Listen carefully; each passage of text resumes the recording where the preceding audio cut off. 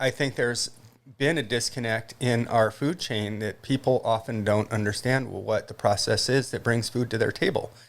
Yeah, they recognize they go to the grocery store, trucks being the food to the grocery stores. It comes from these big farms all over the country or in the world now. This is the Real Food, Real People podcast.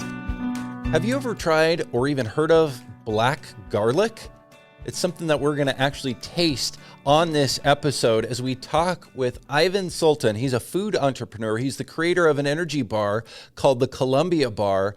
And in his storied past of all kinds of different jobs, he's seen almost every corner of our food system. So he's got a ton of insights to share. And we get a little bit foodie in this episode as well, doing some tasting during the conversation. Check it out. We traveled just barely outside of Washington State to Astoria, Oregon, again to talk with Ivan Sultan, the creator of the Columbia Bar. So you're like a garlic aficionado. You could basically say that, yeah. Talk about garlic. A lot of people just think garlic is garlic, but there's like a whole world of garlic. Yeah, at the basis, there's really two kinds of garlic. There's a soft neck and a stiff neck. And most people are not going to really be able to tell the difference. But the stiff neck is the elephant garlic. It's got a really hard core. And then the soft neck come in dozens of different varieties in varying sizes and flavor intensities with different levels of sugar and different levels of the chemical composition of what makes up garlic. So it's a big world. Yeah. You know, I'm just kind of scratching the surface with it. And the experimentation that I've been doing has been entertaining because I love cooking. So, yeah, you know, any end product is going to be something to experiment with. So garlic and all these different kinds of garlic, how much difference is there in flavor between all the different choices out there? You know, I think most people are probably not going to be able to really tell the difference. Yeah. You know, it's like we know what raw garlic tastes like. We've been told crush it because that helps to enhance the antioxidant effects. Roasting it gives you another little flavor that gets some nuttiness out of there. Right. But my process takes it a step further in this very slow cooking process that effectively converts most of the sugar in the garlic to caramel through the Maillard reaction. So yeah, explain that. You know, I've said that you're kind of a garlic aficionado, talked about kinds of garlic, but your particular thing that you do is more of a process than a kind of garlic. Yeah. Really, in a way. I run into that a lot too. It? You know, people are like, oh, what is black garlic? I've never ever seen that on the shelf. It's like, well, you wouldn't unless you had actually made it. So that's what it's called, black garlic. Yeah. And again, probably a lot of people are like, what's that? Well, it's black garlic because it's totally black, right? You know, the chemical constituents of the garlic change slightly through that process. And it's an exposure to low, steady heat and humidity.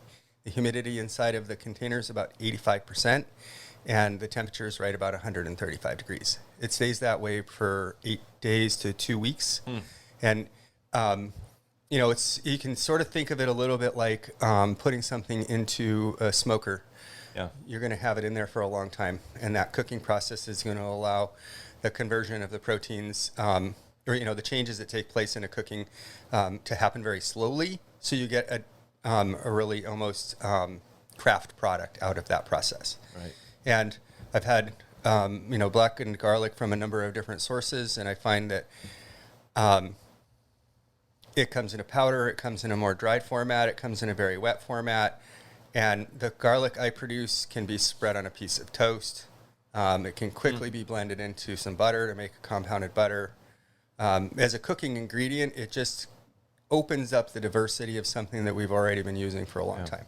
How would you describe the flavor? I think from my food background and all of the flavor notes that I begin to, so when I'm describing it to somebody, I say, you're going to find some balsamic vinegar in there.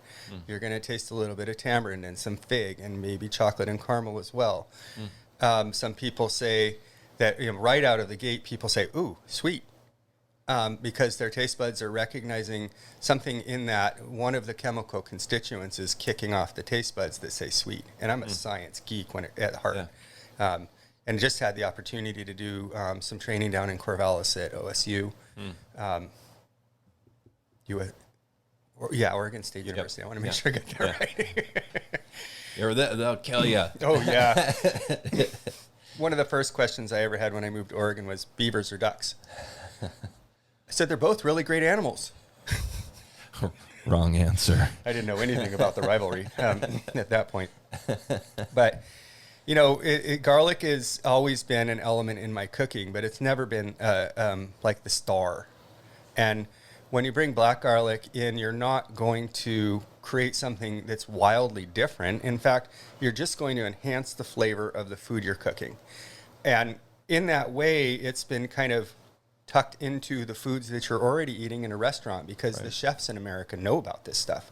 Right. And I'm really fortunate that it's beginning to show its way into the TV shows. Just watching Food Network the other night, and one of the chefs pulls out the black garlic. And I was like, yes! Yes! And now, literally days later, I'm at the market and people are like, I just saw that on the cooking show.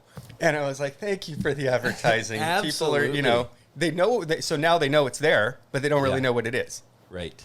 So, but there's enough that's like, oh, I want to try that. I've never had that before. Right. And when I start, if I get somebody who's like really into grilling and I say, put this in your barbecue sauce, they're like, oh, that sounds really interesting. I'm going to try that. Yeah. And, the simplest way, of course, like I mentioned, the compounded butter is you just whip a couple of cloves into your butter, put it back in the refrigerator to firm it up, and slice that onto your meat. Boom. You're going to be off, over the moon. The flavor is going to be amazing. And, of course, I always get those people who are like, I don't want to smell like garlic. Garlic smells so much. It's like, well, the great thing is, in this process, most of the garlic flavor itself disappears. There's still going to be some hints of that garlic note, but most of the spiciness goes away. So there's a lot of the other complexity that comes out, and that's probably part of the reason why you can't taste it in like a raw garlic is because that strong garlic right element is so powerful it overpowers everything else. Well, and a lot of those the chemical elements that are kicking your taste buds off and telling you those flavor notes, they're not actually there until you've treated the garlic in a special way. With a Maillard. Yeah, with that Maillard reaction. Maillard, say it wrong. Yeah. Maillard. We should call it. It makes me think of like smash burgers or searing steaks. It's all the same. A lot of cooking relies on that. Yeah. Yeah. Chemistry. People just think, oh, I'm browning my steak or I'm making caramel. Nobody really gives credit to the French guy who decided to really analyze what's happening in this food when we cook it. Yeah. And, part of the cooking process changes the flavor characteristics of a food. It's like you eat a raw oyster, it tastes one way. You eat a cooked oyster, it tastes another way. Yeah. You still have the original, some of those original flavor notes, but you build in new notes as well. And I think that's all about what flavor combinations are really, bringing to us when we're cooking is, I want a little of this flavor in there, I want a little of that flavor, and then also recognizing that as you meld those two together, you're going to create a different flavor. Yeah. And I've always been absolutely passionate about cooking. There was a time, I've worked in many restaurants, sous chef, dishwasher, baker's assistant, and, spent countless hours in my own kitchen creating stuff that sometimes goes into the waste bin. Well, if it's not, then you aren't taking enough risks. Yeah.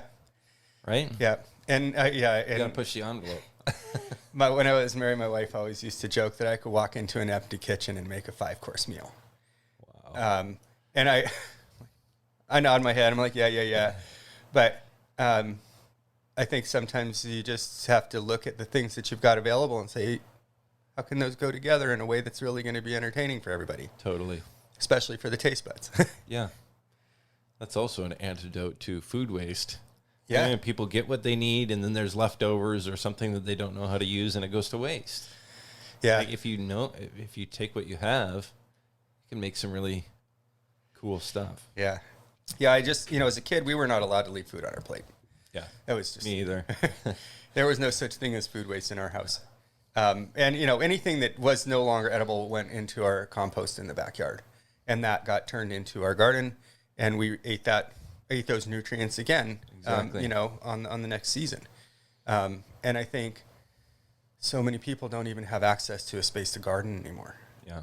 Your homes are built on 1/4 of an acre, and they occupy all of that space. Yeah. And you're lucky if you have enough room to grow a couple of flowers. Yeah. I think in that way, as a kid when I was growing up, we had 5 acres, and half of that was farmed land. And in our meals every night, we were eating our own homegrown tomatoes and corn and chicken eggs and scraps that came off the table or were leftovers from preparing that food went back out into the chicken coop, and the chickens ate that, and we ate it later. Yep. And I think there's been a disconnect in our food chain that people often don't understand what the process is that brings food to their table. Yeah, they recognize they go to the grocery store, trucks being the food to the grocery stores. It comes from these big farms all over the country or in the world now. Yeah. And, that certainly has an added benefit of bringing new and interesting ingredients to our tables, but it also adds a lot to the cost of the food chain as a whole. Yeah. And, one of my things has always been like zero waste in my kitchen. Yeah. Everything I put in the mixer and the food processor goes into the package if I can make it happen. I think that's happening on a larger scale too, that people aren't often aware of. I think of on this podcast, we interviewed a guy by the name of Luke Dines. And actually, I should mention we're kind of cheating because we're in Oregon. I mean, we can see Washington right there. We're that close. We're right on the line. Close, and usually I'm talking with people in Washington, but this is close enough. And you're doing stuff in both states. Yeah. But the other Oregon guy that I've had, Luke Dines, is all about food waste, and he processes it and turns it, and even has a deep packaging facility for retail food waste, feeds it to cows. Back in the system. Don't waste it, because it just broke his heart to see all this stuff that, okay, maybe it was, the date was, you probably could still eat it. You know how it works in retail. Yeah. But, it couldn't be sold anymore. Well, why should that go to a landfill? Right. It's just, I think it's a mindset that more and more people are finally picking up on. Well, I can remember when I worked as a produce department manager up in Alaska, we actually dumped bleach on the food that went into the dumpsters to prevent it from being picked up by other people. Wow. I felt like that was a huge waste. And for me, of course, I was like, oh, I get all the produce I want for free because I could just take home everything I'm culling off of the shelf. Right. And, all of that stuff still had, was full of life. Yeah. I was fortunate. My father had a big piece of property outside of Santa Fe where he did his own, some growing. And he was a part of a group they called the Compost Co-op. At the time, you could go to Whole Foods or you could go to Sprouts, and they would box all of the produce that was being culled and put it in the dumpsters because they have to throw it away. And then, probably for liability's sake, right? Right. And you have to sign a waiver that says, yep, I recognize that this is for animals and composting only. But you pop those boxes open, and there's literally bags of oranges in there with only one orange that has any mold on it. Yeah. The rest of that bag is completely edible. So where's the... pull that out, clean it up, put it back. Exactly. But once the package is contaminated, it's worthless. Yep. So we saw an awful lot of that, and I'll certainly say that much of that made it into my dehydrator. Mm-hmm. And yeah, absolutely. We ate the chickens that were fed with that produce. We ate the food that was grown in the garden that was, that was composted with that produce. So we benefited from that, and I would love to see more programs like that. Yeah. And I do think, the larger scale food production, at least from what I'm hearing, is starting to do more and more. And there's so much of that already, cold potatoes, cold fruit, all the stuff that goes into particularly cattle feed and other animal feeds. Yeah. It should be part of the system. Where did you grow up? So I was born in California, and I was raised in central New Mexico, north central to begin with. We lived right on the Rio Grande. I could fish every day. Wow. Go grab the eggs out of the coop. And then when it was time for me to do primary schooling, we moved into Santa Fe, and I did all of my my primary school there. And as soon as I got out of high school, I moved to Alaska and spent about 13 years living up there, working in a produce or a grocery store. What part of Alaska? Nome was my landing spot, but I lived in Barrow, Dillingham, Ketchikan, Cordova, and Fairbanks. Wow. Yeah. What was Barrow like? Way far north. Yeah. I got to live there during the winter, which was really interesting, actually, because it's very cold. We estimated minus 50 degrees sometimes. You don't go outside with any exposed skin whatsoever, or you freeze. Yeah. I learned that layers is the way to go. cover everything. Yeah. And I'll tell you, I was never somebody who really had like real strong feelings either way about fur-bearing animals. But my rabbit hair hat with a Wolverine ruff was the absolute essential for that kind of an environment. Yeah, true. And, moved to lower 48, never wear that kind of thing. Yeah. But, that's kind of where I began to see the food waste, because that's where I began my career as a produce department operator. And Yeah. half of what came through the back door was frozen. Yeah. And fresh produce definitely doesn't tolerate that kind of a transition into cold weather environments. So I saw a lot of stuff go out the back door that hadn't even gotten close to the shelf yet. And, and then of course, I think a few years later, the movie Dive came along, dumpster diving. And I knew dumpsters were there and they were full of food, and I wasn't really aware that there was like a whole culture around collecting that food and putting it back into the system in their own way. Yeah. And, so I went to school. I'm a physical therapist, still licensed as a PT here in Oregon, maintain a very small practice, and began seeing a lot of the things that I was treating in people were really related to poor nutrition. I truly believe that good health starts in the gut. What we put in our mouth matters. Yeah. And, I'm still out as far as like non-GMO versus GMO. Is there a huge nutritional difference? And, I know there's lots of arguments in either direction. Yeah. I don't think that that's a worthy conversation at this point. But for sure, the truth is that if you put good, healthy food into your body will serve you better, last longer, fewer problems, all the way around. And our country's experiencing a double epidemic. It's called diabetes. And a lot of that is because we eat a really high carbohydrate diet that is heavily processed. Offline, I know we'd had the conversation about what process means. Yeah. And I think that in some ways what we need is a change of terminology. And I see that in physical therapy too, because we use words that harm all the time, with the doctor telling somebody, you've got a ticking time bomb. Your heart is you've got a widowmaker in your chest. That scares the living daylights out of people. Yeah. So when I talk about foods, I say I've prepared the food. And, people know that it takes preparation. Cooking is preparing food. Right. Processing brings about a different mindset. It's like that's been ground and transformed almost. Yeah. Chemicals, who knows what could happen. Yeah. And, in order to make a food that's shelf stable for a really long time, it needs certain chemical agents in it. I look at that on my own food products, and I'm like, I just don't want those in there, so I'm going to sacrifice shelf life.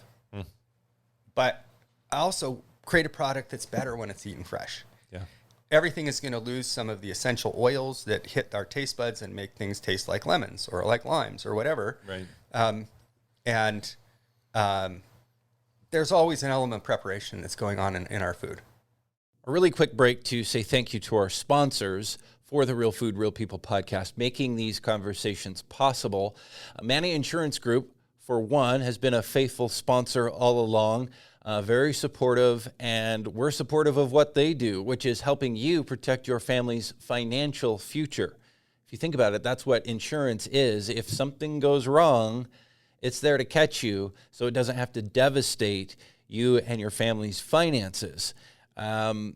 But it's not just something to be there when things go wrong. It's something to plan ahead for so you're prepared. And that's what they specialize in. ManaInsuranceGroup.com. Check them out.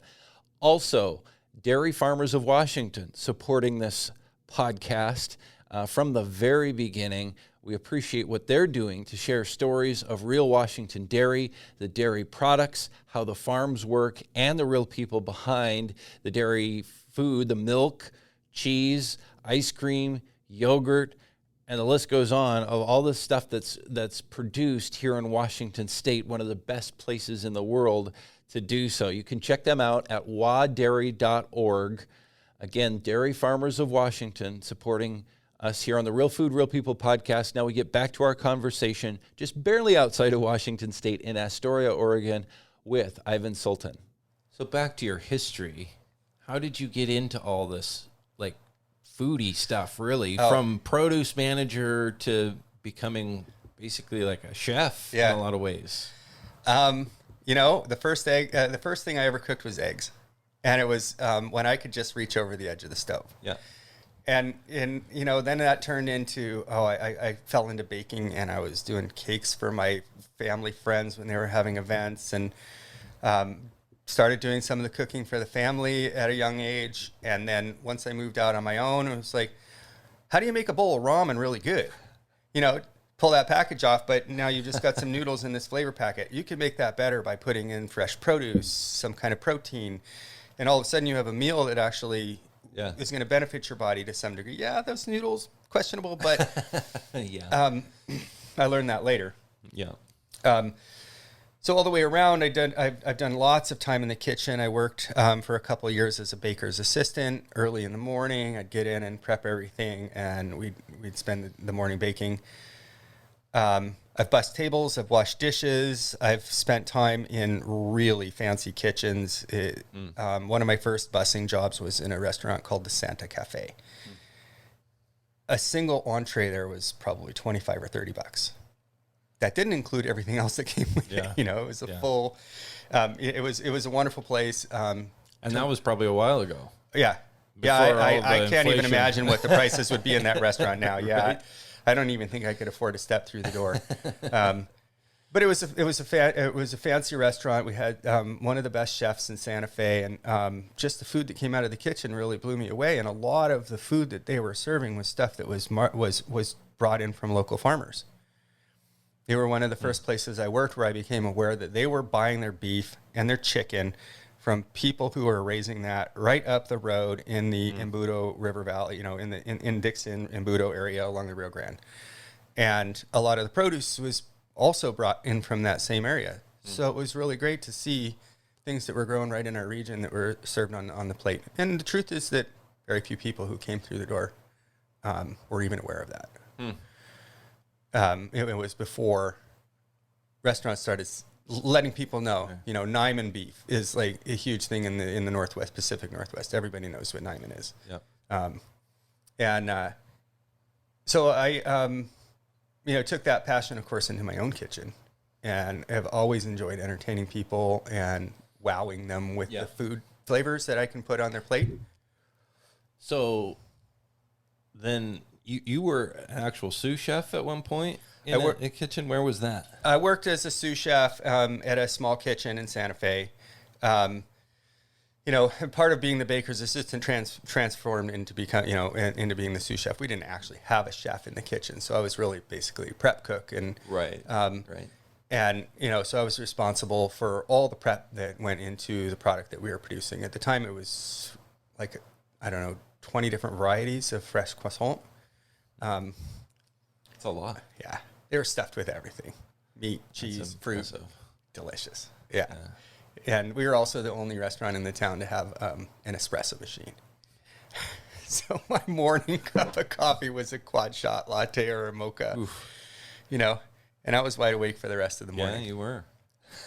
When you have to get up that early, though. Yeah. I mean, it's kind of a necessity. Yeah. How early would you guys start? 4 a.m. Oof. Yeah. That was a challenge at my age because I was still pretty young and partying a lot. Then how, you said you're a physical therapist. You've done all kinds of stuff. Yeah. How does this lead you now to experimenting with black garlic? And we haven't even talked yet about the product that you've created. Yeah.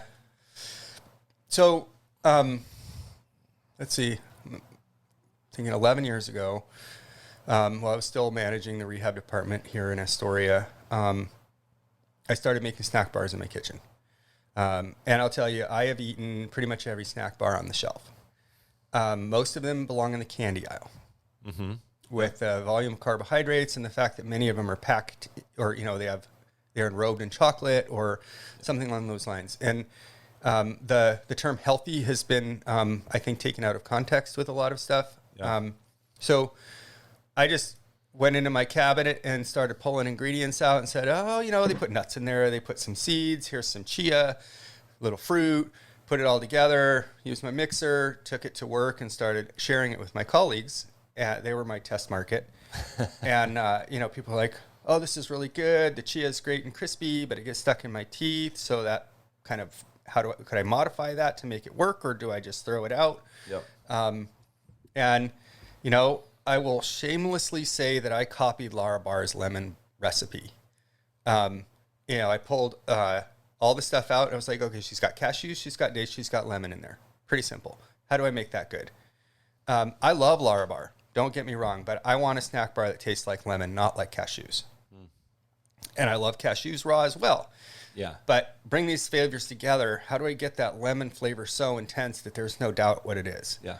And in fact, I want that intensity to be enough to almost make the muscles in your face cramp. The little pucker. Yeah. Little, So that's what I shoot for. I started out literally zesting my lemons, juicing them, putting them in a pot on the stove, reducing that down. My house smelled like Pledge for days. So I would create a paste to bring that water content down enough that I could blend it with the nuts and the dates and not have just a mess. That went over really well. My colleagues were like, "This is delicious." And then I started branching out. I think the next flavor was cranberry with cacao nibs. And I also went over to Washington because we got a huge cranberry production region right across the river, and got some fresh cranberries from one of the growers there, and came home. And, I also think it's critical to use ingredients that are grown in your neighborhood. Oh. It keeps the dollars that you're spending in the local economy. Those growers are going to spend those dollars in the local economy. So it's a circular, sustainable situation. Yeah. So I just started experimenting with flavors, and I call my lucky discoveries, I call that culinary happenstance.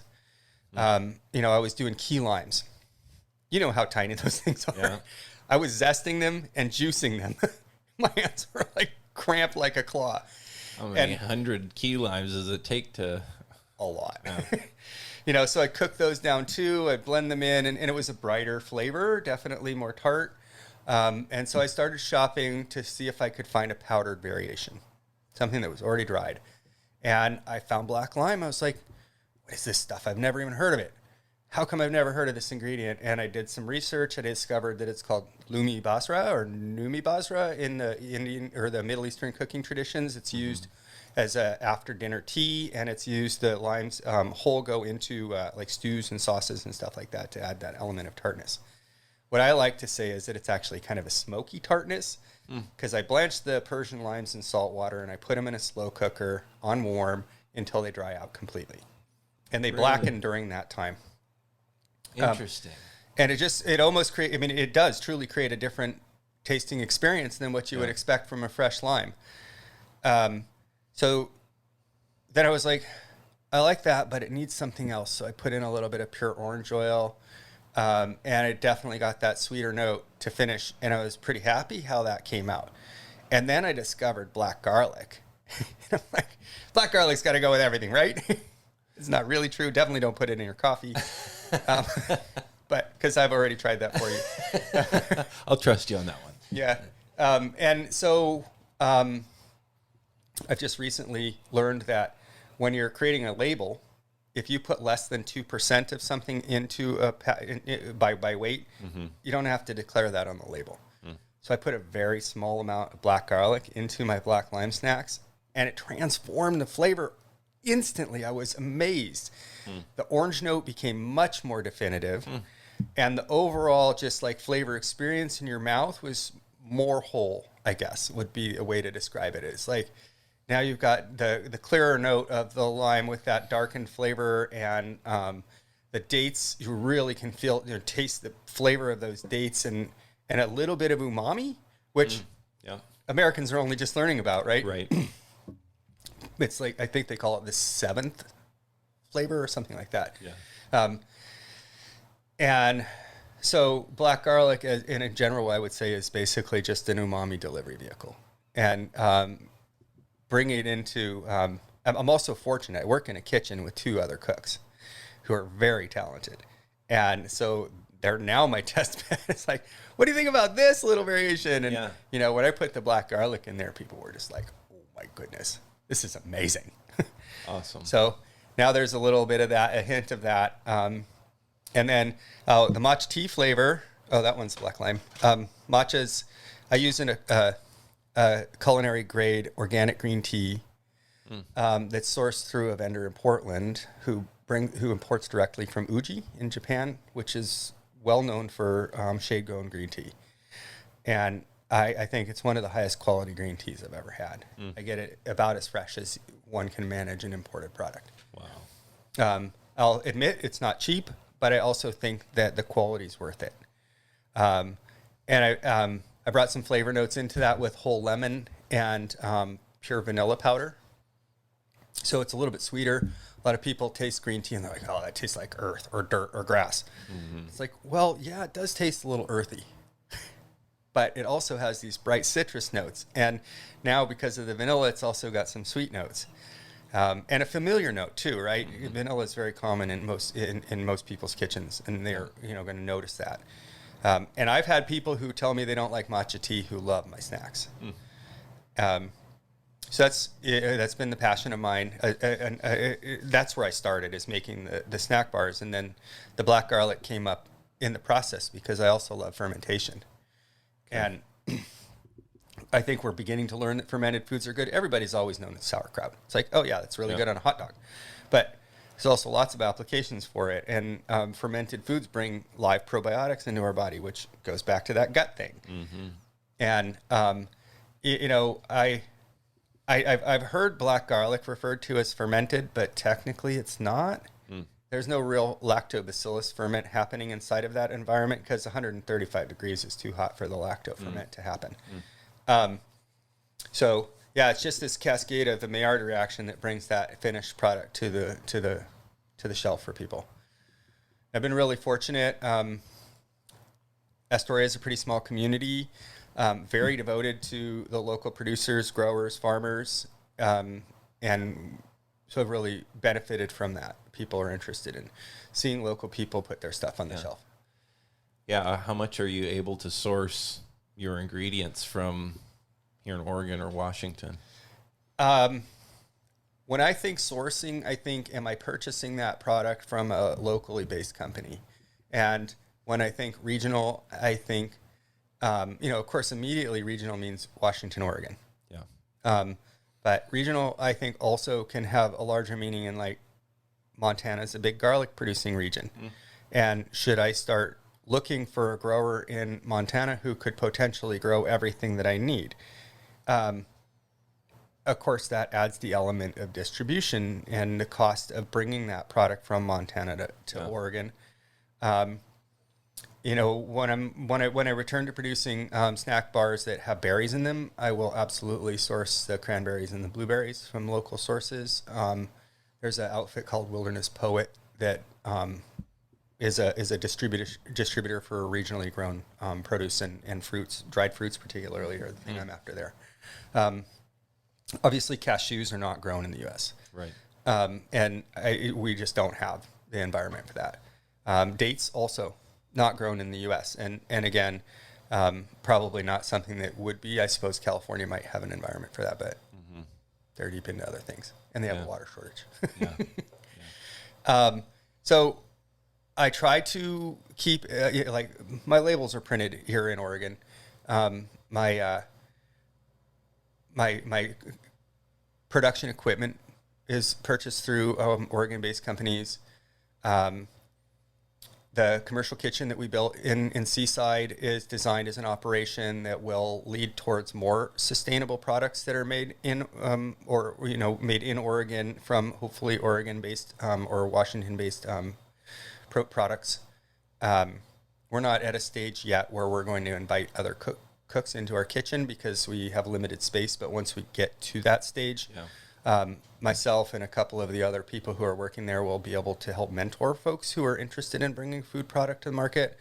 I've done exhausting research on the FDA regulations and labeling laws, and there's multiple bodies that oversee that. And, sometimes you got to deal with the ODA, sometimes you got to deal with the county, sometimes it's the FDA. If you sell it into, you're here in Oregon, Washington is right there. If you sell it over there, do you have to follow Washington rules or how? Of course. And those might be slightly different than Oregon rules, maybe. Well, fortunately, so the FDA writes the rules. Right. So they're universal. the individual states are charged with administering the rules. And that's what ODA and Washington Department of Ag are going to be involved in. Our commercial kitchen is actually certified by the county and the ODA because I produce a packaged food product. My buddy's a caterer. Another guy in the kitchen makes kombucha. So, and in fact, he's still in the process of figuring out who's supposed to certify the kombucha production process because ODA says, no, that's the county. The county says, no, that's the ODA. Oh, man. So there's Crazy. some confusion, who's responsible for what. And as a producer, you're going to have to wade through that stew and find the person who's actually the gem within there. I was lucky to find an ODA rep who's actually there to help me. Yeah. Well, this is the point that I'm interested in, taking it from, for a lot of people producing food from that kind of garden, home kitchen level to then step it up because, you need to grow. You don't necessarily have to get huge, but if you want to get it to more than just friends and family, you got to take that next step. And that can be really difficult, at least from what I'm hearing from a lot of people. Yeah. What did that all take to go from something that you made in your kitchen to something here that is commercially produced in nice, certified packaging or whatever? I'm sure that has a whole layer of rules too. Right. So this label is completely governed by rules. It requires, that you have this printed here with the weight, and it has to include a metric weight. It has to be written in the right way. You have to prominently display on the label what your product is. So here it says energy bar. I was just called the Columbia bar, and I had to have my graphic designer alter that. So it's now an energy bar. Same thing with the back panel. This takes graphic design. It takes a certified nutritionist to create the nutritional facts panel for you. The requirement that it has, a list of the allergens on it. I'm in the process of modifying my package so it can be digitally printed and I don't have to put stickers on these envelopes, which is incredibly time consuming. I'm like a perfectionist, so this label has got to be absolutely centered.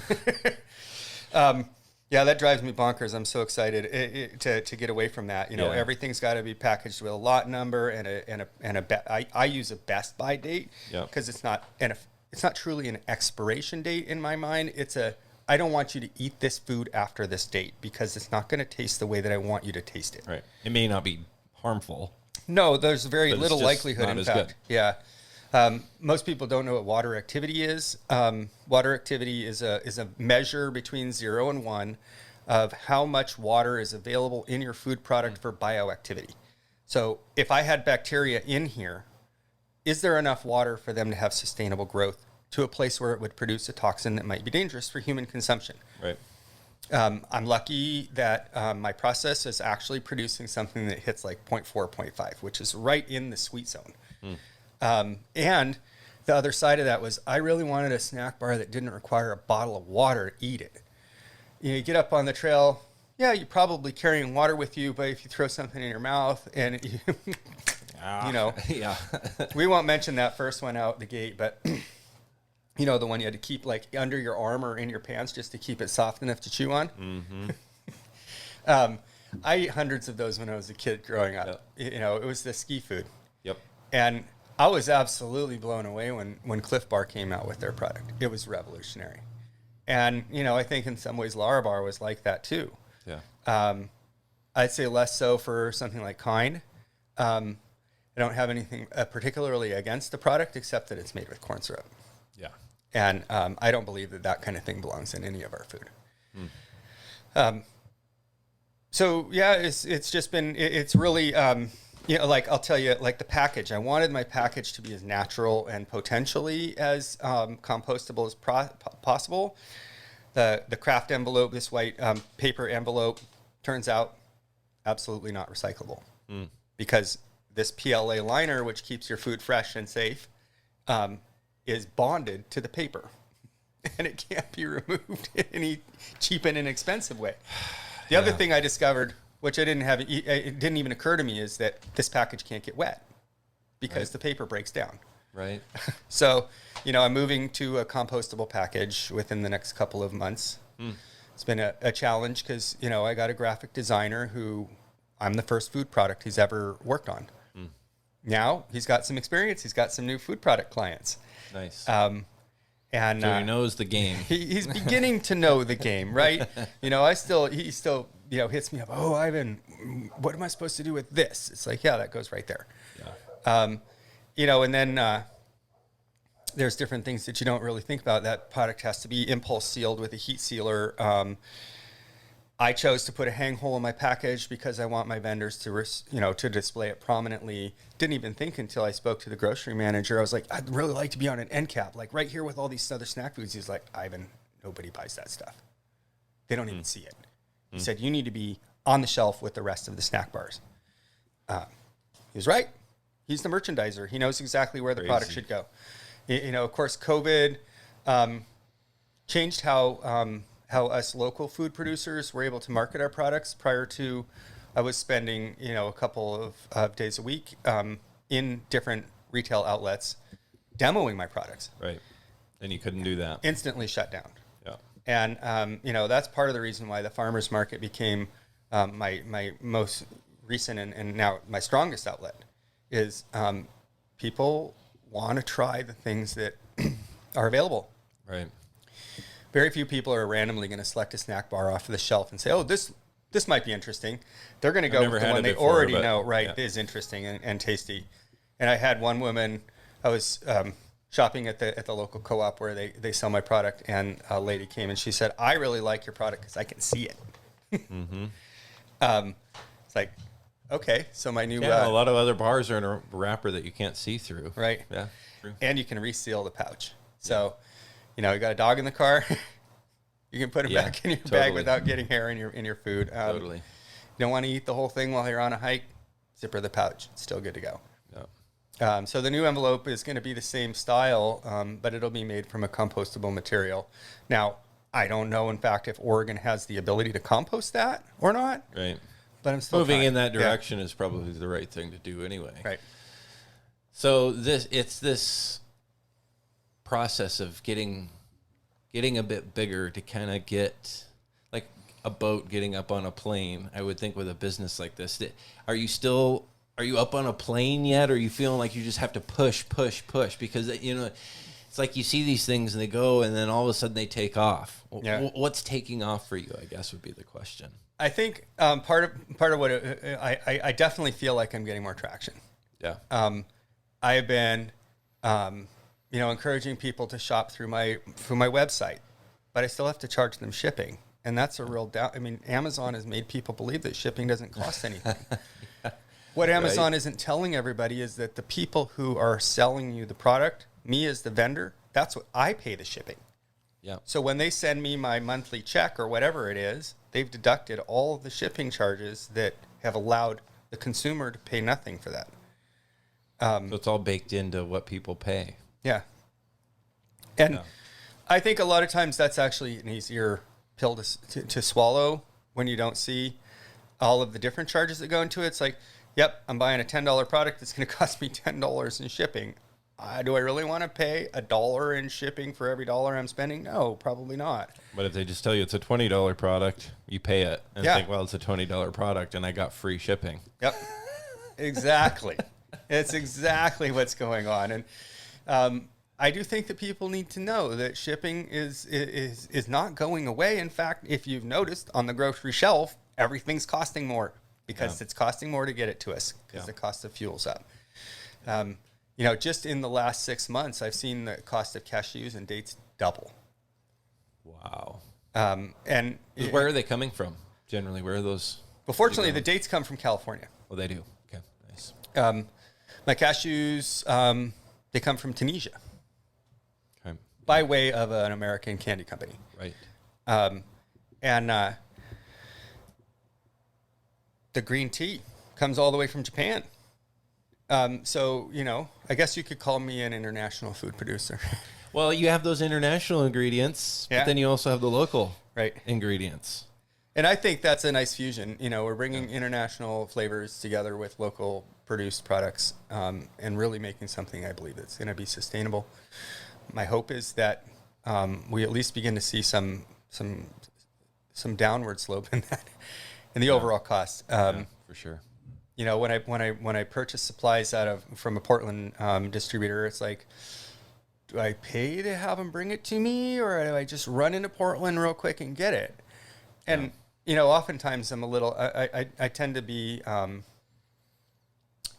I like my product to be as fresh as possible, and the ingredients then also need to be as fresh as possible. So I really keep a very minimum backstock for that. Yeah.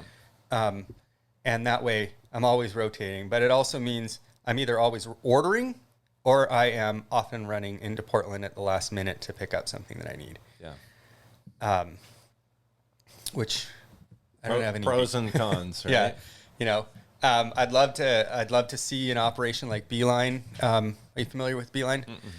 They're a B Corp in Portland that they're a last mile distributor. Okay. And they use pedal bikes and EVs. They have warehousing space, so I could purchase a small warehousing space, and they would be my last mile distributor for all the retailers that I had established relationships with in Portland when that happens. I love the idea because, as a B Corp, they're a nonprofit.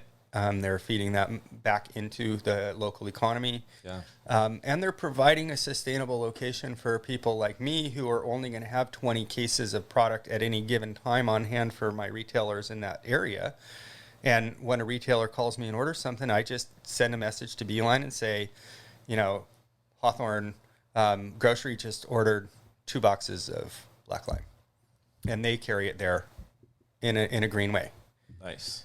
So I'm pretty excited about that. I would love to also to jump back to the black garlic. Since it's in a glass jar, I want to figure out a way to keep those circulating back into the system, and I have the ability to sanitize them. So I've seen other vendors who tell their customers if they bring the jar back, they'll get a $1 discount. Right.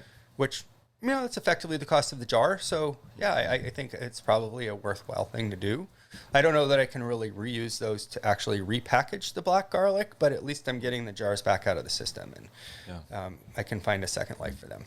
Reminds me of Larry Stapp, who we had on the podcast way back at the beginning, almost the beginning of the podcast, who does bottled milk in glass bottles, whole machine. Yeah. That, of course, they used to be super common, so not many machines exist, but they found one, and it's a process to clean the glass, make sure it's totally sanitized so you can put milk back in it. Yeah, for sure. And milk, of course, dairy is one of the most highly regulated foods in the world. Yeah. I have my friends who make the kombucha are actually ice cream makers. They make this incredible ice cream, wonderful flavors. Can't produce it in our kitchen because dairy can only be processed in a kitchen by itself. Yeah. I wonder how many that kind of means that Tillamook Creamery and those places, they're really the only ones who can kind of do that unless you're willing to come to them as a co-packer and pay them to make your product on their equipment. But there's a certain element of craftsmanship that goes into making a product like this. Yeah. And, I do know that to get to a national level distribution and 5,000 case production, I'm never going to be able to do that myself in a kitchen that I work in now. Yeah. It's going to be half to done in a packing plant by another producer. Probably, we call those co-packers. And I actually started my journey with the snack bars with a co-packer. Spent about $5,000 to work with their test kitchen. They never produced a product I was satisfied with. And I just walked away from that $5,000 because they were like, well, here's this. And it was like, okay, can we, what's the next step? And they said, we're going to do a 50,000 unit run. We're going to need the pre-printed Mylar wrappers. And I'm like, I'm going to end up with 50,000 units of one flavor of snack bar sitting where? I don't have a place to store that. I don't have retail outlets that can handle that. Product's going to expire, and I'm going to have to charge $10 a piece for them. Ain't going to happen. And I was never truly satisfied with what was coming out of that. So my journey is going to eventually lead me to either build my own factory or find a co-packer who I can work with to get the product to my place. Because I'm not going to accept anything short of what's already there. Yeah. So is that your dream, to get to that level, national distribution? Yeah, so, they tell every entrepreneur that they should have an exit strategy. And my exit strategy is the same as RX Bar. RX Bar grew their company from a basement operation to a $6 million acquisition through Nabisco. And Nabisco brought them in as a partner brand. Wow. Built them a facility. And gave them international distribution. Crazy. And most people are not going to be able to take that kind of payday. Yeah. All of the classes I've taken and all that kind of stuff. They tell you not to expect more than like $250,000 on a really good company that's showing great profits when it comes to that. And that's kind of for the quote unquote blue sky. Yeah. That the business is, the idea, the intangible. Yeah. And, my goal is actually not to walk away from the company, but to be able to spend my time in the test kitchen. Yeah. Creating the flavors. Because that's right, really, more than anything. And, as an entrepreneur, I wash the dishes. I buy all of my packaging. I operate, I enlisted a bookkeeper, which was like the biggest help I gave myself. But it's $3,000 I spend every year. That's a lot of money to pay somebody to do my books for me. But I'm not very good at it. In fact, I suck at it. Yeah. So having somebody Same do that here. for me was like one of the biggest stress relievers. But, like I said, I go get my own product. I do all my own deliveries. There isn't anything in this company I don't do because I am it. If I'm not doing it, it ain't getting done. Well, at least you don't have to deal with the whole having employees fiasco. Yeah, right now, if I had even one employee, I would qualify for dollars from the federal government. True. That's true, but you don't. I don't. I don't even. Since I don't even pay myself, I don't qualify as an employee. Right. So, I've watched a lot of those resources go to companies and been like, oh, gosh, I really wish I could access some of those dollars, but I can't. Right. I'm out of that. And I really think it's unfortunate that they didn't take into account the entrepreneurs are out here doing all the work ourselves. Yeah. But I think you should try the black garlic. Right now? I think when we were talking before, Okay. You hadn't had a chance to try it. So I picked up this piece before. So So just is there any way to eat it? Just pop it in your mouth. the whole thing? Yeah, I say. Is it going to be like super intense? No, it's going to be sweet. Okay. It's going to be really subtle. You might taste a little bit of garlic in there, but I try to get it to a place where you almost won't. Yeah, not very much garlic at all. Yeah. And a lot of different flavors. Right? So really Kind of a spread it around on your smokiness. tongue and let the saliva kind of open everything up. I always encourage people to taste it the way they might a good whiskey. Savor it, get it warm, and and then get a little oxygen in it. That's interesting. Isn't it amazing? Different kind of spicy notes, smoky, a little bit sweet. It's really good. Yeah. And totally different than... Than the thing you started at, right? Totally different. Yeah, it's a transformation of this food ingredient that I think makes it a little more accessible, in fact. Because I hear all kinds of people, I don't like garlic. I can't eat garlic. That's good. I just tell them, just give this a try. Because it's going to give you all of those healthy benefits of the garlic. And I'm not familiar with all of the chemical reactions that happen, but antioxidants are a critical element in our food. We know that now. They help to prevent cancer. And they also help to slow the aging process. So anytime we can get a really powerful load of antioxidants in our body, we're going to benefit from that healthfully. And one of the key components in garlic, which is the antioxidant, and the reason they tell you to crush it before you cook with it, is because it has this stuff in there called allicin. And allicin is the first element in a cascade of reactions that produces the antioxidants that we're consuming when we cook the garlic. The great thing about blackening it is it literally doubles the amount of available antioxidant in that food. Wow. So you could almost just eat that as a component of your nutritional, like your daily vitamins, a clove of garlic. And some people already do. They take capsules of garlic or they eat raw garlic. And this is way easier to do that with than raw, Oh, for sure. unfermented, blackened garlic. Yeah. It's like... Well, it's far more accessible, I think, in some ways. everybody's most people are not even going to try to eat raw garlic. And if you've taken any of those capsules that say that they're odorless, it's truly not true. Yeah. Eventually, once it gets into the system, it's going to come out your pores. But this doesn't in the same way? Nuh-uh. Wow. I've never noticed any garlic odor as a residue. So how can people get this? Do you sell that? Yeah. I have a retail partner here, Pat's Pantry, downtown Astoria, owned by a good friend of mine. He's been selling my products, all the snack bars and the black garlic. I furnish him also with black garlic powder, which I make here. And he uses that to do spice blends. Cool. So like the local sausage making shop, Gaetano's, he's actually using my black garlic in their sausage.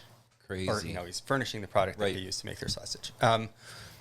And, I like the fact that something I'm making is getting its way into the community. So I'm working right now with the co-op to try to get them to buy it in bulk. So I don't have to do any packaging. Saves me a lot of money. And at the Sunday market here in Astoria, Seaside and Cannon Beach markets, I retail my garlic to directly to the consumer there. Yeah, so what's the best way for people to get your stuff? To go to those markets that you just named, where else? I have a Shopify website, thecolumbiabar.com. Okay. That, I have the black garlic up there available for purchase. Is that on social media anywhere? I have an Instagram account as well. The Columbia Bar is on Instagram. Facebook, less so. They're linked, but unfortunately, Facebook doesn't pull like my... I think the real foodies are on Instagram, though. I think so, too. And the people who are really going to appreciate the various elements of this. Yeah. Social media is that other piece of the thing that I'm supposed to be doing as an entrepreneur. I get that. And, Same thing with a podcast. Like, I should be posting all the time. And it's like, I'm so busy with so many things. How do these people... I don't know. That are, right. Crazy. What it amounts to is everybody needs a team. And I'm not at a stage in my business's growth where I can have a team. That team for me has been the Oregon Entrepreneur Network. We're really fortunate to have a vibrant food scene in Oregon, and Portland kind of is the hub of that. So there is a lot of programming available to entrepreneurs in Oregon to help them grow their business. And I went through the OEN program called Getting Your Recipe to Market. They bring in people who are entrepreneurs in the food sector themselves. They're bringing accountants. They bring in marketing people. They bring in distribution, food supply chain people. And we just have, I think it's a 9 or 10 week program. The first time I did it, we were actually still able to meet live. So I was commuting into Portland for those. And then I went through it again because I felt like I needed to refresh some of the concepts and make some new connections. And so when I get to that stage and I begin to do a functional food product with mushrooms in it, I know Zoom Out Mycology down in Salem is going to have mushrooms for me. Yeah. She grows reishi and chaga and those kind of things, lion's mane. The mushrooms that are gaining popularity. Four Sigmatics has made that really big for a lot of people. Yeah. So I'm excited to eventually get to that point, but this is a really slow process. Yeah. Blueberry lemon is my next snack bar flavor. I'm so excited for this flavor. It is so good. And I've just been waiting on the package design, and that's taken a long time. I really had hoped to introduce that as a new product at the market this year, and might not happen. Crazy. They say about entrepreneurs that you need to move at light speed and nobody else will keep up with you. Simply the way it is. The recognition as an entrepreneur. I follow a podcast that he uses the term tardigrades. They're these tiny little like mole-like creatures that have survived everything the earth has ever thrown at them. Because they're like super slow. And they can like almost literally survive on nothing. Wow. So my business, I'm trying to build a tardigrade. Something that's going to survive forever. I don't need to move fast.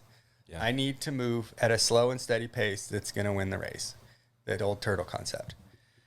So My Columbia Bar. The Columbia Bar. The Columbia Bar. TheColumbiaBar.com. .com. Yeah.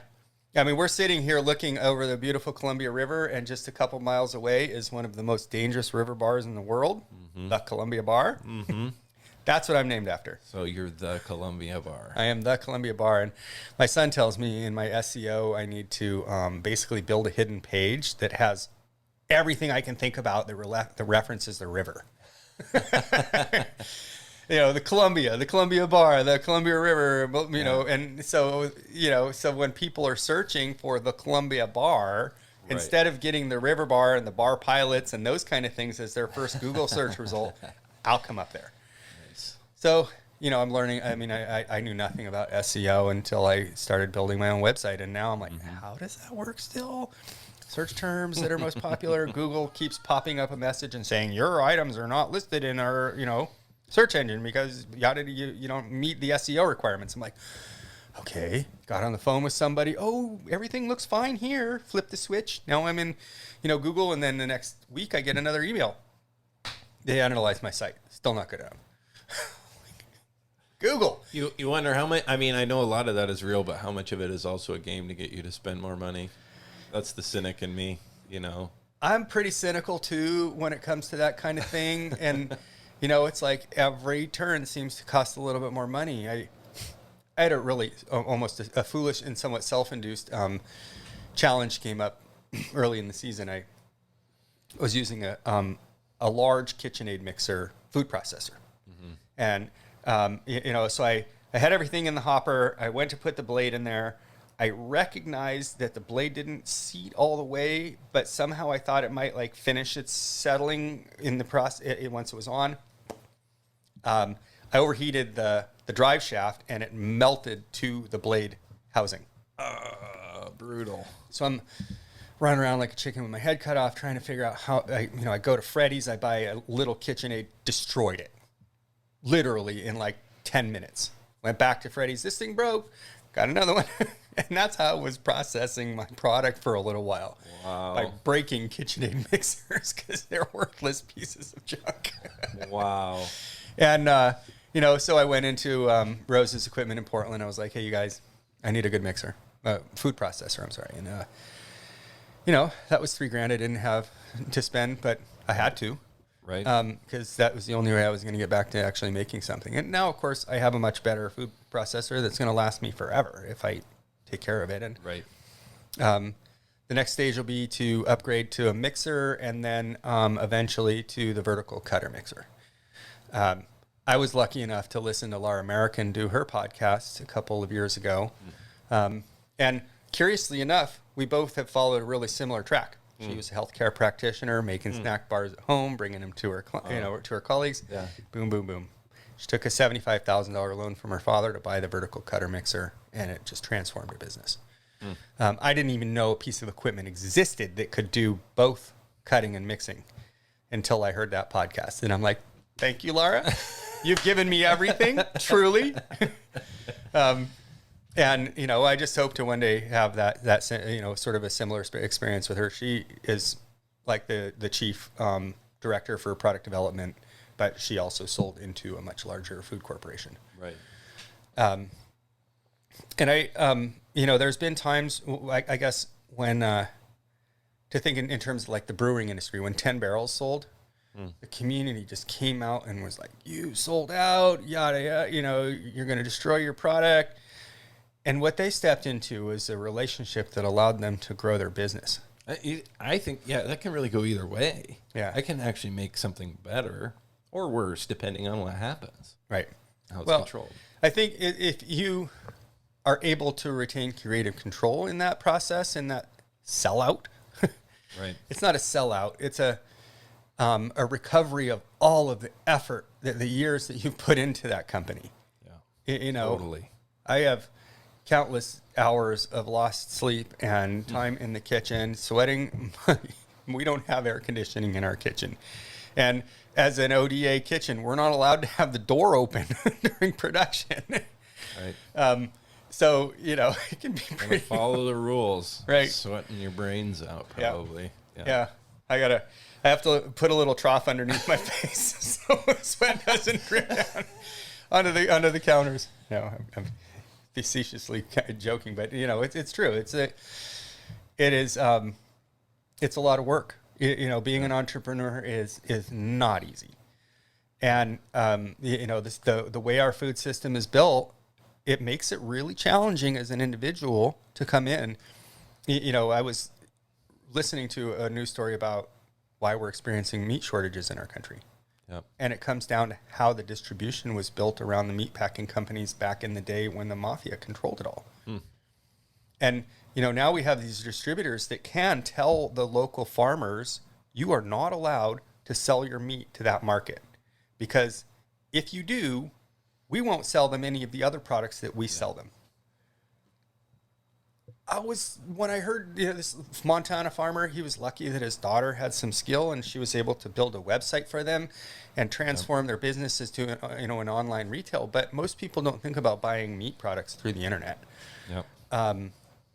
I used to purchase bison from a rancher in Colorado, and when in most of his business was sales to restaurants. So his business basically died when the restaurants stopped producing because they didn't need it anymore. And so he was able to pivot into an online business, and it took a while to get things going, but he has some of the best bison I've ever eaten, and it's worth it for me to spend the money with him and have it brought here. Right. And I still think of that as something of like a regional product. I mean, Colorado's still a part of the United States. It's not that far away. No. If I could get the same thing from a person who was in Oregon or Washington, I would happily do that. And in fact, then I could actually probably go pick it up. Yeah. What about your garlic? Since you do so much with garlic, are you able to get that? So garlic's been a challenge. Sure. Garlic is a product that doesn't grow very well in the Pacific Northwest, from what I've been told. We have mold problems. We have rust problems. The soil stays too wet for the garlic as it's maturing, and it needs to have that soil dry down a little bit. And so I have had some hit and miss, and I've talked to a lot of farmers. It's like, can you grow me the garlic I want?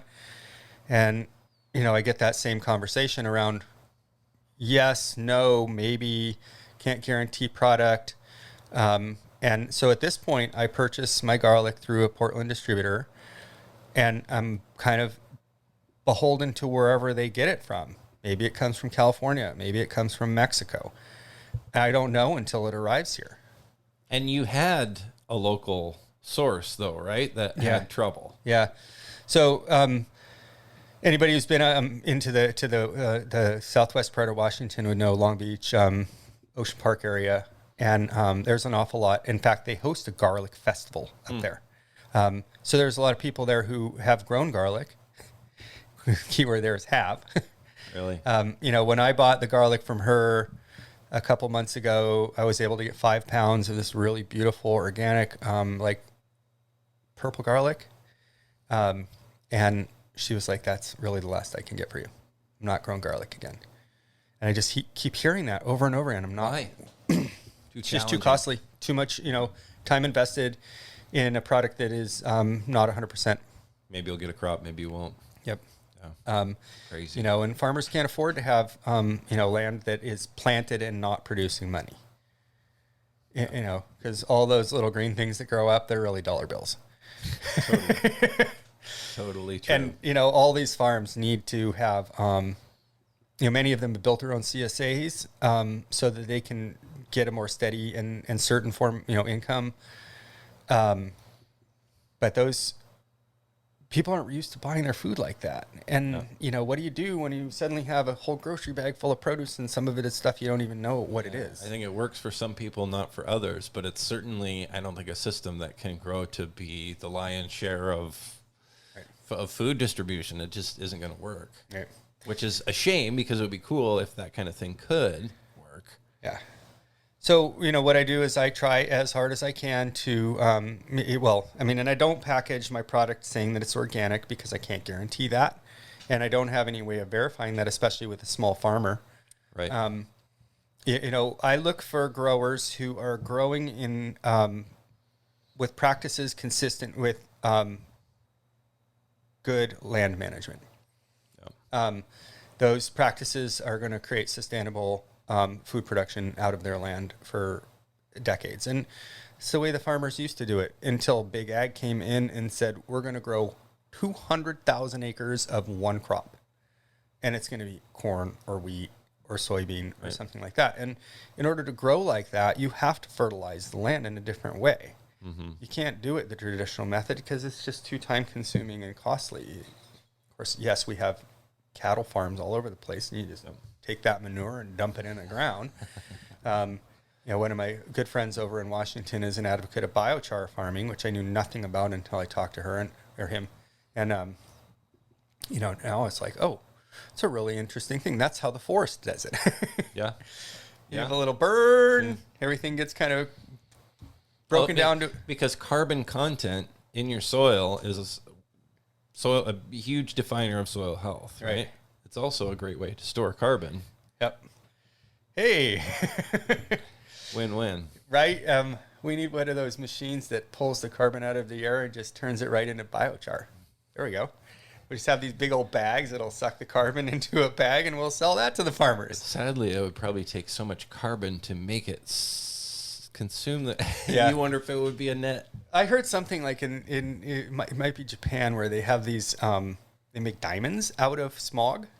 Wow. They're literally drawing the carbon into this high temperature, high pressure condenser system that basically allows them to make diamonds. That's nuts. Yeah. So I think it's just about how do you think in different terms.